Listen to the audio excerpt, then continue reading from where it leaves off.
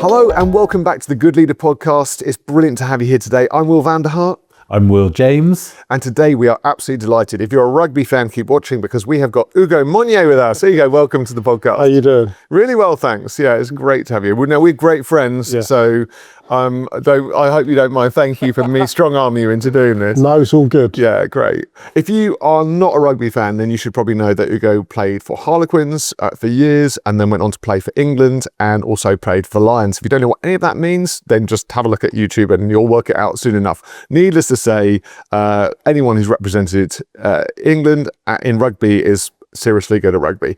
But as well as being great at rugby, Ugo's also an amazing guy and he's gone on to have an amazing media career too.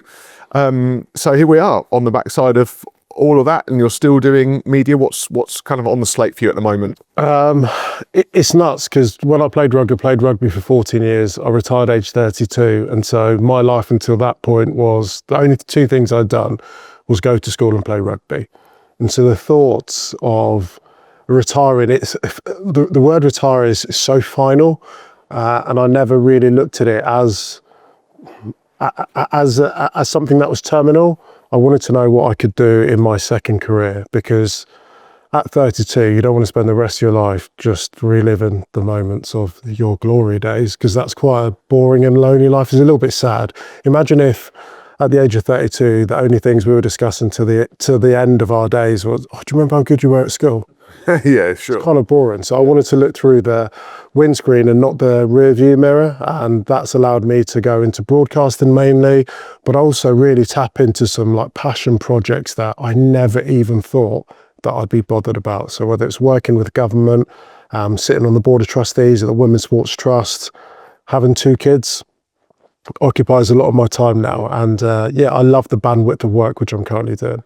Amazing. Well, we're so grateful to you for being here. And, you know, if they're not watching our podcast, they'll be watching you on sort of sports punditry, some England games in which you're absolutely amazing at, by the way. Purpose of our podcast is just to help people do better in leadership. And, you know, there's a lot of, coaching that goes into your sport experience and also into a media career too. But there's also the need for a high level of like personal determination, engagement, and self-leadership. Yeah. So I thought we might spend a bit of today talking about self-leadership and particularly around motivation. Yeah. And you came into rugby, I think, through athletics originally. Yeah. So you were scouted at school as being someone who was particularly strong at athletics. Tell us a bit about how that started. So I never wanted to be a rugby player. Right. I was born in North London. My first love is football. I love Arsenal. I wanted to be in, right? And our summer terms at school, I did a lot of athletics, was always quite quick was a kid. And I guess pace is quite a good transferable skill into rugby. And I fell into it. I went to a private school. They didn't play football. They played rugby. And so my sole purpose of actually playing rugby was to make friends. I was probably one of 3 black kids at the school. And I thought, okay, well, sport's a great like leveler, isn't it? Like no one really cares so long as you're contributing. And so that was my purpose. So I wanted to make friends and I wanted to be like socially accepted. And that's what they did. So that was really the genesis and the birthplace of a passion in rugby. So it's wild to think age 13 and I've now been in rugby for 29 years. And the purpose wasn't to be good at it. It was just to make friends. Wow. And it wasn't, I mean, you say it quite lightly, like you went to private school. Now that was largely based on your sporting career. You didn't come from a affluent background, did you? No, and we couldn't afford for me to go to private school. So I went to a school called Lord Wandsworth College. And I say to everyone, I went to private school, but I'm not a private school boy. Like I'm a council estate kid and I'm really proud of that. Single parent family. And there was a foundation scholarship which they offered up to single parents, and that's the reason as to why I got it. So, and I just got provided a world of opportunity, and I lent into it. I loved it. There was opportunities that I never thought I would ever be afforded. There's passion things that I never thought I'd ever be exposed to, and I just wanted all of it. It was a world away from my world and the world that I knew and was comfortable in. And yeah, it's amazing when you're offered opportunities, and sometimes opportunities could look like things that can make you really anxious. And for me, I was a little bit afraid. I was scared. I was a city boy now living in the country. I'd never been away from my mum. I'd never mixed and mingled with the kids that I was working with. And so I think you have to make a choice, subconsciously or intentionally. Is this an obstacle or is it an opportunity? And for me, I didn't realise at the time, but everything that I was doing in my actions, I considered it an opportunity, and I didn't want to waste it. I know how hard my mum worked. I didn't want to let her down, and I just wanted to make the most of the time and the opportunity that I had. I think one of the things that's really helpful in the story as you posed it is that idea of having to find a second career, of like, how do we continue evolving as a human being? And when sports people, you know, in a sense, they know when they're starting a sport that this is likely to have a kind of shelf life, and that there's going to have to be life after that. But for lots of people, they enter leadership positions, they get to a place of seniority, they don't necessarily think this is going to be finite and a fixed time, but yet nevertheless, things change. Maybe what they feel energized for changes, or the market changes, or whatever, you know, a company folds or is bought, or all sorts of things change. If you think back to that sort of threshold moment where you realize rugby was coming to an end and you were going to need to transition into a new era, what are some of the things that you drew on to make that decision and to make it through so successfully into something beyond? I generally think high-performing people are control freaks. I am. I definitely am. In sport, we often would say, like, control the controllables. You can't control the weather, you can't control the ref, but you control your level of performance, your attitude, your application, all of that. So at the age of 29, I signed my last contract at Harlequin J32. I didn't know it was my last contract at that time, but I made a conscious decision. If at the end of these 3 years, my body's not great, I don't have the fire, and I can't contribute what I feel I should be able to contribute, then I need to look at what might be next. So that was me trying to take control of that situation and give myself an opportunity, give myself some options. So I spent a year trying to figure out what I wanted to do. And at the end of that year, I didn't have a clue. And so the second year, I spent a year figuring out what I didn't like or what I didn't want to do. So can I push in, just because I'm thinking about people who might be listening to you. There may be some leaders who think, if I'm really honest, I feel like what I'm in now is kind of running its course, or is coming to its end. If I really dare to think about that, which a lot of people don't, you know, a lot of people avoid until kind of life forces them to look it in the face. But what did you do with that first year? How did you begin that process of thinking, how do I start to imagine an alternative future? Got to become vulnerable and expose yourself to, for me, it was a world that I didn't know. I didn't know what was out there. So I just met lots of people, had meetings, explored, networked, took business cards, and just sat and just chatted to people just to figure out. And I've been really fortunate, and I try and live by this now, only because I'm in a fortunate position. It might change, but I want to work with good people doing things that I like. Because for 14 years I played rugby doing the thing that I love the most. So I wanted to continue that. So in the second year, trying to figure out the things I didn't like, that became more important, because ultimately I wanted to do a job that made me happy. Because when you actually distill it and just turn it into a simplest form, like, I think people operate at their best when they're happy. Everyone has talent. Everyone has talent, and we put too much focus on that, because the thing that drives talent is the person, and if the person isn't happy, you're never going to see the talent or the fullness of the talent. So I knew I needed to operate in a space where I was happy and thriving and like buzzing to go to work. I was buzzing to go to training every single day with my mates and my teammates, your colleagues, right? Because I knew a purpose, I knew what I was about, and I knew that I had a North Star, I had a direction to travel, and I just wanted to find that. So I kind of fell into broadcast a little bit. And I remember the first ever game I did, the only thing I wanted to get out of it was, am I going to enjoy it? And it's once again, like, really simple. People get better at the things they enjoy. Because if you enjoy it, you work harder at it. And if you work harder at something, you often get better. And so you create this ecosystem where you're just repeatedly doing the same things. I'm enjoying it, I'm working harder, I'm getting better. When you're getting better at something, you feel better about it and you enjoy it more. So you work harder and those things continue to evolve. It's amazing. It's such a helpful, clarifying answer, because I think many of the leaders that we connect with, particularly leaders who are in burnout, have stopped enjoying what it was that they were doing quite a long time ago. But it takes quite a lot of courage to go, actually, I'm not enjoying it. I need to kind of to change tack. The one word that I see, when we hang out together, I also notice you use a lot is opportunity. And there's a sort of spirit of gratitude around you. You're like, you see opportunities as a gift. Yeah. And you sort of embrace them with joy, almost anticipating an opportunity to enjoy it, which is interesting because you talk about sort of, does it make you happy? But I sense that making you happy is not just what the situation brings to you, but what you bring to it. So does your attitude to bring joy to a situation also lean you towards enjoyment? Yeah, and I have to remind myself of it.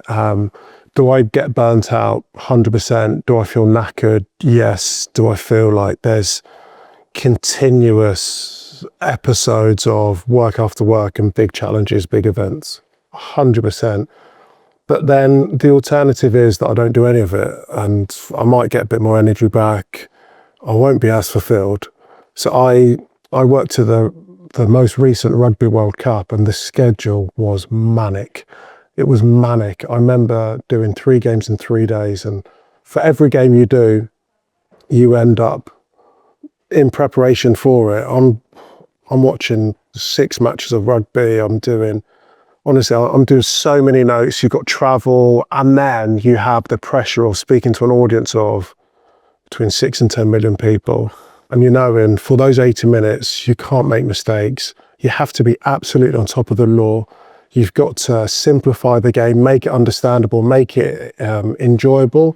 So when people say you're on telly, and I'm like, no, I'm not on telly. I'm in people's homes. I'm in their pubs. Be good company. Why should you spend the next 3 hours with me? That's kind of the fundamental to my job, or the foundation for my job. And I remember being at a game, I'm at a beautiful stadium, and I thought, where else in the world would I rather be right now?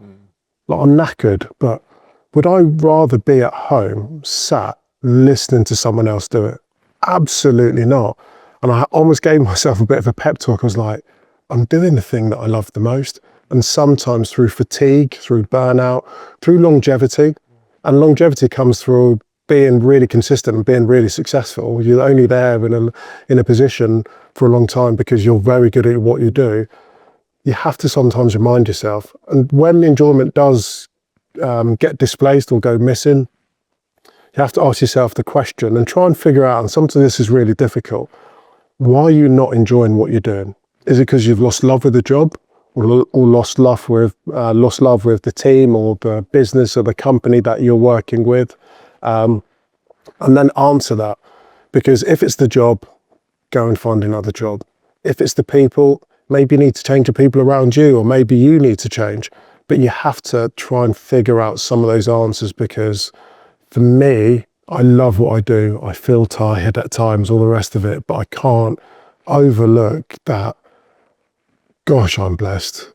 Like, how cool is this? Like, this is great. What else would I rather be doing? Yeah, that's so inspiring. I think one of the things that sticks out to me in what you're saying is the importance of that kind of virtuous circle of, like, I'm enjoying it, so I'm going to put my effort into it. The effort into it, develops mastery.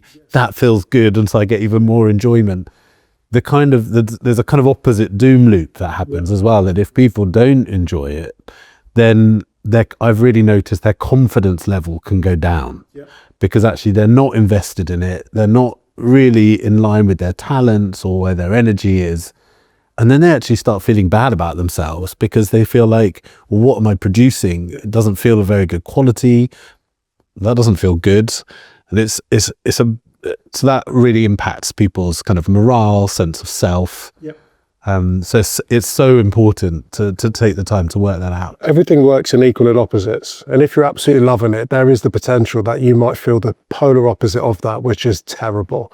And if you're a good person, you feel really conscientious and you Guilt's this highly emotive, sometimes totally irrational emotion that you feel. I'm not doing my job. I don't like what I'm doing. I'm probably being quite negative. So I'm impacting now my employees. And that's also really tough. And you have to really wrestle and battle with that as well. And like the sportsman in me says, well, leave, stop what you're doing. But sometimes that's not an option, because, by the way, in a world where you have to pay bills and you have to make money and you have responsibilities, you don't just get up and just leave. But you need to figure it out. But also there has to be a realism around it that, hey, I've loved my life. Have I had some dark and horrible moments that I wish I never had to endure?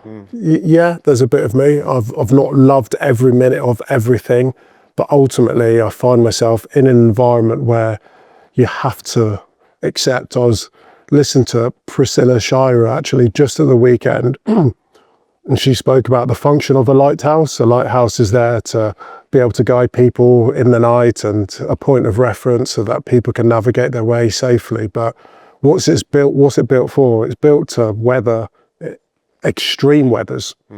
So the foundation of the lighthouse is to go through those storms and do all of that. And so I find that visually so inspiring, whilst leaders stand out. And yes, they are meant to be a light beacon and a point of reference to lots of people, but you're a leader, and leading's great when it's great, and it's dark and lonely when it's not.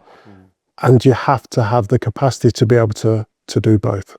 Ugo, it's a really inspiring story, your story. And, you know, what's nice about having you on here is I know it's authentic, because I see you, you know, going through some of the ups and downs, but, you know, your courage and your determination and your character, the way you think about your audience, I love that. I want to be good company. You are good company. But I also recognize that, you know, you're battling sometimes. You were doing a job on the rugby field, you're now doing a job on our television screens. There's a lot of pressure, and sometimes you can be on your own. Yeah. Tell us about being in community and some of what feeds you, some of what you recognise you need, mentors and supports and friendships. Yeah, all of which are so important, but all of which I've got a great skill at avoiding. Right. As well. I'd say one of my biggest strengths is I feel that I'm self-sufficient. I can solve things, I can fix things, and there's a history and reasons behind all of that. But it's also my biggest weakness, because I remove people, I remove myself from people, and I'm brilliant at keeping people at arm's length. So good at that. And that's not good. Okay. And it's not healthy.